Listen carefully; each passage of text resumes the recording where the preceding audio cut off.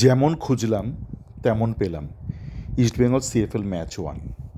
তো আজকে ইস্টবেঙ্গলের ক্যালকাটা ফুটবল লিগের প্রথম ম্যাচটা হয়ে গেল, জর্জ টেলিগ্রাফের বিরুদ্ধে জিতেছে, আপনারা জানেন 3-0। তো সেই ম্যাচ থেকে আমরা কী কী পেলাম আমি একটু ছোট্ট করে একটু আলোচনা করব। আমি কি পেলাম বা আপনি কি পেলেন বা আপনার চেনা উনি কী পেলেন, সেটা পুরোপুরি নির্ভর করছে আপনারা কী খুঁজলেন বা আমি কী খুঁজলাম। যেমন আপনাকে যদি আমি বাজারে পাঠাই, বাজার থেকে পাঠিয়ে আপনি ফেরত আসার পর আমি বললাম আপনি কী পেলেন, আপনি বলতে পারেন আমি আলু পেলাম, আরেকজন বলতে পারেন আমি পটল পেলাম, কেউ বললো আমি চিংড়ি মাছ পেলাম, কেউ বললো আমি ভিন্ডি পেলাম, কেউ বললো ইলিশ মাছ পেলাম। তো পুরোটা নির্ভর করছে আপনি কী খুঁজতে গেলেন আর সেই অনুযায়ী আপনি কী পেলেন। তো আমার ব্যক্তিগতভাবে আমি যখন কলকাতা ফুটবল লিগের ম্যাচ দেখি, তো আমার ব্যক্তিগত দর্শন হচ্ছে এখান থেকে পরবর্তী ধাপে কারা এগোতে পারে, সেই বিচার বা সেই মাপদণ্ডতে আমি কিন্তু দেখি। সুতরাং আমার দেখার যে দৃষ্টিভঙ্গি আর আপনার দেখার দৃষ্টিভঙ্গি একদম ভিন্ন হতেই পারে। আপনি একদম হয়তো কলকাতা ফুটবল লিগের মাপদণ্ডে বা কলকাতা ফুটবল লিগের মাপকাঠিতে বা বিচারে বা দর্শনে আপনি আপনার মতন দেখতে পারেন। শুধু আমার দেখার আপনার দেখা একদম ভিন্ন হতেই পারে। তো আমার দেখার ভিত্তিতে আজকের ম্যাচ থেকে আমার মোটামুটি মনে হলো যে একমাত্র টেক অ্যাওয়ে বা যেটা নিয়ে আমরা একটু ভালো মুহূর্ত ব্যয় করতে পারি, সেটা হচ্ছে জয়বাজ, যে রাইট ব্যাক। আপনাদের মনে থাকবে যে রঞ্জন ভট্টাচার্যর যে সন্তোষ ট্রফির স্কোয়াড কেরালা গিয়ে একদম ফাইনালে হেরে গিয়েছিল টাই ব্রেকারে, একদম এক্সট্রা টাইমের লাস্ট মোমেন্টে গোল খেয়ে ম্যাচটা ড্র হয়, তারপর টাই ব্রেকারে হেরে যায়। তো সেই ম্যাচটাতে কিন্তু অনূর্ধ্ব-19 কোটায় গোটা ম্যাচ খেলেছিল জয়বাজ এবং খুব ভালো খেলেছিল। তো তারপর ঘটনাচক্রে তাকে আমরা পাইনি। জয়বাজ কিন্তু ইস্টবেঙ্গলের ইউথ টিম থেকে উঠেছিল, মাঝে বিভিন্ন দলে খেলেছিল, আমাদের দৃষ্টি থেকে সে দূরে চলে গিয়েছিল। এখনও 22-23 বছর বয়স। তো জয়বাজের খেলা মোটামুটি আর বেশ স্টেডি লাগলো, বেশ মাথা খাটিয়ে খেলে, বিশাল বড় চেহারা নয়, হাইট ঠিকঠাক আছে, মানে বিশাল মাস্কুলার বডি নয়, কিন্তু মাথা লাগিয়ে খেলে, পরিষ্কার পরিচ্ছন্ন খেলা, স্টেডি খেলা। তো এইটা জয়বাজকে দেখে মনে হলো। প্রথমার্ধে আমাদের গোলকিপার যে গৌরব সাউ, তার কিছু করার ছিল না। দ্বিতীয়ার্ধে শেষের দিকে কিছু আক্রমণ করেছিল জর্জ, সেটা মোটামুটি ঠিকঠাকভাবে সামলেছে গৌরব সাউ। তো সেদিক দিয়ে গৌরব সাউয়ের পক্ষে এটা একটা ভালো একটা ইতিবাচক একটা খেলা হলো। এছাড়া সবচেয়ে হতাশ করেছে তন্ময় দাস। প্রথমার্ধে কী করছিল আমি বুঝতে পারছিলাম না। দ্বিতীয়ার্ধে বরঞ্চ দেবায়ন হাজরা, দেবায়নের বাবা একসময় খেলে গেছে ইস্টবেঙ্গলে, দেবাশিস হাজরা, দেবায়ন 88 নম্বর জার্সি পরে নেমেছিল। তো দেবায়ন হাজরা নামার পর দেখলাম একটু ছটফট করছে তন্ময় দাস, এবং দেবায়ন নিজেও কিন্তু যথেষ্ট খুব একটা খারাপ খেলেনি, দ্বিতীয়ার্ধে নেমেছিল। পরবর্তীকালে দেখবো আরও দেবায়নকে খুঁটিয়ে দেখবো, কিন্তু প্রথম ম্যাচের ভিত্তিতে, মানে ওটা ডেবিউ ম্যাচ, যথেষ্ট ভালো খেলেছে এবং শুধু নিজে ভালো খেলেছে না, ওর নামার পর কিন্তু আমি দেখলাম ছেলেটাও ভালো খেললো, তন্ময় দাস একটু নড়াচড়া করলো। এবং পরবর্তীকালে যে সাবস্টিটিউট হিসেবে নামলো আমাদের এই আকাশ হেমব্রম, 66 নম্বর জার্সি পরে, সেও কিন্তু মানে বিক্ষিপ্ত লগ্নে, মানে বেশিক্ষণ ছিল না, মিনিট 25-এর মতন ছিল, বিক্ষিপ্ত লগ্নে বেশ একটা ইতিবাচক একটা ঝলক দেখিয়েছে। কিন্তু সেখানেও কিন্তু দেবায়নের উপস্থিতিটা বেশ উপকারে লেগেছে ওর। এই হলো আমার ব্যক্তিগতভাবে প্রাপ্তি। আর বাকিদের নিয়ে কিছু আর একটা মনতোষ মাঝি প্রথমার্ধে বিক্ষিপ্ত লগ্নে একটু ঠিকঠাক খেলছিল, একটু বুদ্ধির ঝলক দেখা যাচ্ছিল ওর খেলাধুলোর মধ্যে, কিছু ভুলভ্রান্তিও করছিল।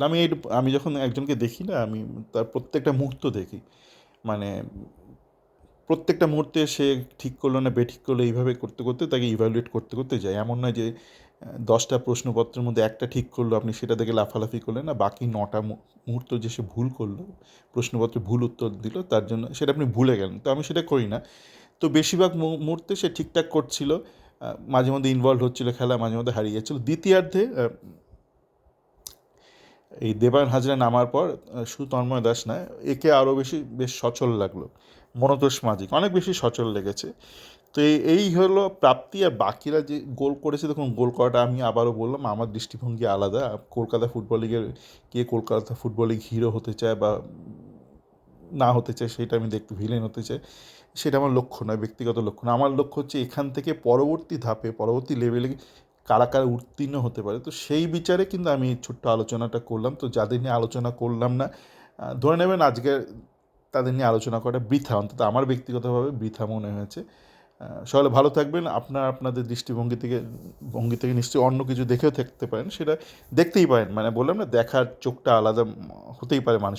আরেকটা বড় বিষয় নিয়ে ভুলে গেলাম, আমার এই জার্সিটা নিয়ে, না এটা নিয়ে আলোচনা না করলে অন্যায় হয়ে যাবে। আমার একটা নতুন জার্সি দেখলাম, সেই জার্সি নিয়ে অনেকে আপত্তিও দেখলাম, মানে পছন্দ হয়নি জার্সি। এইটা নিয়ে আমার পুরনো একটা একটা দর্শন আছে ব্যক্তিগত, এই যে একটা খাওয়া আপেল, কেউ একটা আপেলকে ফেলে দিয়েছে, একটা হনুমান বা কেউ একটা ফেলে দিয়েছে, সেই আপেলের লোগোটা বিশাল পপুলার হয়ে গেল। কেন? মানে ওই খাওয়া আপেলটা দেখেই পপুলার হয়ে গেল। আপনি একটা রাস্তাঘাট থেকে একটা ধরুন কিছু একটা জঞ্জাল, একটা রাস্তার ধারে কোম্পানি খুললেন, তার লোগোতে আপনি খাওয়া আপেলের বদলে একটা অর্ধেক খাওয়া একটা কলা করে দিতে পারেন, অর্ধেক খাওয়া কলা, সেটা পপুলার হবে? তা কেন? মানে আপেল হলে অর্ধেক খাওয়া আপেল পপুলার হবে, অর্ধেক খাওয়া কলা কেন পপুলার হবে না? আপনি লোগো যা ইচ্ছা বানান, কি একটা টি রয়েছে কেন সেটা এত পপুলার কেন? বিও তো পপুলার হতে পারতো না। তার কারণ ওটা হচ্ছে টাটা গোষ্ঠী একটা বহুদিন ধরে তাদের একটা নিজেদের একটা ক্রেডিবিলিটি বানিয়েছে, একটা মানুষের আস্থা অর্জন করেছে। অ্যাপেলও তার প্রোডাক্ট দিয়ে, তার প্রাইসিং দিয়ে, তার কোয়ালিটি দিয়ে মানুষের আস্থা অর্জন করেছে। তো সেখানে না লোগোটা খুব একটা বড় বিষয় না। আপনার টর্চ, পুরোনো দিনে মশাল, সেটা কেন পপুলার ভারতীয় ফুটবলে? আপনারা টর্চ দিয়েও তো করতে পারেন না। এখনকার দিনে আপনাকে যদি আমি একটা মশাল দিয়ে, একটা হাতে টর্চ দিয়ে, আপনি কোনটা নেবেন? না টর্চই নেবেন, মশাল আবার কে নেয়? মশালটা পপুলার কেন? না এই একটা লেগেছে, একটা তৈরি করেছে, মানে মশাল তৈরি করেনি। যে এখন দেখছি না বাজারে চলছে তৃণমূল কংগ্রেসের প্রতীক নিয়ে আন্দোলন, মানে প্রতীকটাকে মানে একটা পার্টি বা একটা ব্যক্তিত্ব প্রতীককে তৈরি করে বা সিম্বলকে তৈরি করে, সিম্বল কোনো ব্যক্তিত্বকে তৈরি করে না। ঠিক আছে, একটা টিক মার্ক বিশাল পপুলার লোগো হিসেবে, ক্রস মার্ক না কেন? মানে টিক মার্কটা কি, ক্রস কেন? টিক ক্রস দুটোই তো আমাদের খাতাতে অনেক সময় টিকে থেকে ক্রস বেশি থাকে না কেন? টিক মার্কটা নাইকে তার প্রোডাক্ট ওইভাবে তৈরি করেছে। তিনটে একটা ইনক্লাইন্ড কি ওটা অ্যাডিডাস, মানে আপনি ওর চেয়ে অনেক সুন্দর লোগো বানাতে পারেন, কিন্তু সেই লোগো লোটো লোগোটা সুন্দর অ্যাডিডাসের থেকে, কিন্তু অ্যাডিডাসের দাম বেশি।